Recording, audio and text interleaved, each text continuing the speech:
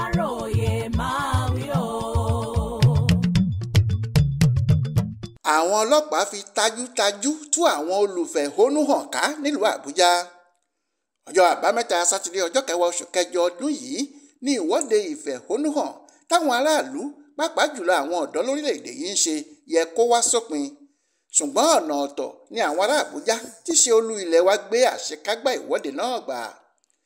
Ìwọ́de ìfẹ̀hónúhàn míì tí wọ́n pè ní 1 million march ni wọ́n ṣe nílùú Àbújá. Kò sẹ́ni tí wọ́n sọ fún rárá kó tó di pé wọ́n bẹ̀rẹ̀ rẹ̀.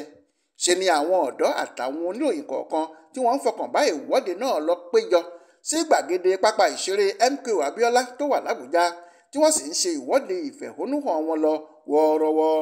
Ṣùgbọ́n kò pẹ́ rárá tí wọ́n kóra wọn jọ táwọn ọlọ́pàá kò gbèrègbè kan fi wá fipá lé gbogbo wọn dànù tí wọ́n sì ju tajútajú sáàrin wọn.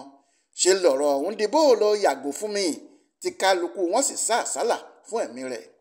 Bẹ́ẹ̀ ò bá gbàgbé ọjọ́ kìíní tí wọ́n bẹ̀rẹ̀ ìwọ́de ìfẹ̀hónúhàn náà láwọn kan ti mórílé ọ̀nà Eagle Square l'Àbújá tí wọ́n láwọn fẹ́ lọ ṣèwọ́de àwọn níbẹ̀. Àwọn ọlọ́pàá ni wọn kò gbójú bọ̀rọ̀ fún wọn tí wọ́n sì sọ ohun gbogbo dìjà mọ́ wọn lọ́wọ́. Ṣe làwọn aráàlú bẹ̀rẹ̀ sí sá sọ́tún sósì nígbà táwọn ọlọ́pàá náà ju tajútajú sáàrin wọn.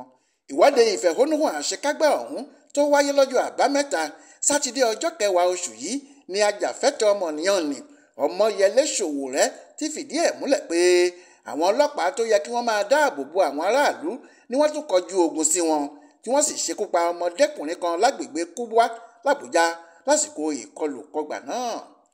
Adéwálé Adéoyè ló ṣàkójọpọ̀ ìròyìn ọ̀hún fún Aláròyé online television.